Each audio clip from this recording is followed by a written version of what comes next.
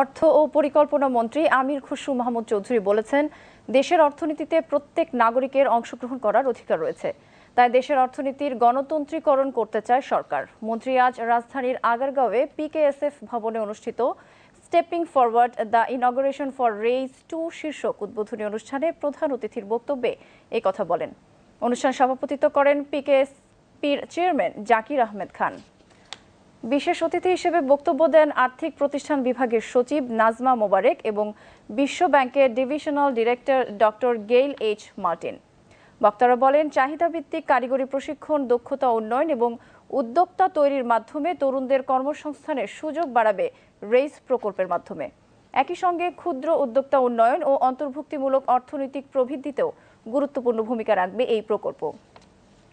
এ সময় মন্ত্রী বলেন, নারী উন্নয়ন, কৃষি ও প্রাথমিক চিকিৎসার মতো মৌলিক বিষয়গুলোতে সরাসরি সহায়তার পাশাপাশি দক্ষতা অর্জনের লক্ষ্যমাত্রা নিয়েই কাজ করছে বর্তমান সরকার।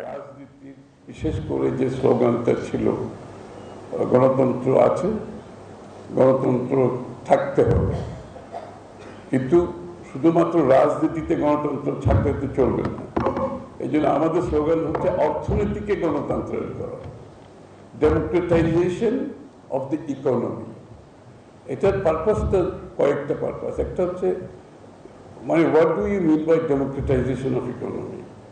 এটার অর্থ হচ্ছে বাংলাদেশের প্রত্যেকটি নাগরিকের বাংলাদেশের অর্থনীতিতে অংশগ্রহণ করার একটা অধিকার আছে, তারা যাতে পার্টিসিপেট করতে পারে। দ্বিতীয় কথা হচ্ছে, এই অর্থনীতির যে বেনিফিট, এটা সুফল তারা পাচ্ছে কিনা, তাদের কাছে যাচ্ছে কিনা, সেটা হচ্ছে দ্বিতীয় বিষয়।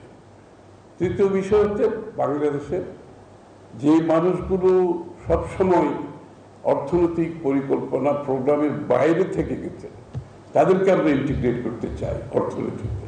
So this are the three pillars on which আমাদের, একটা বলছি আমি যে আমাদের প্রকল্পের ব্যাপার, একটা হচ্ছে আমাদের পলিটিক্যাল ফিলসফি, যেটা এই তিনটা পিলারের উপর কাজ করার চেষ্টা করছে।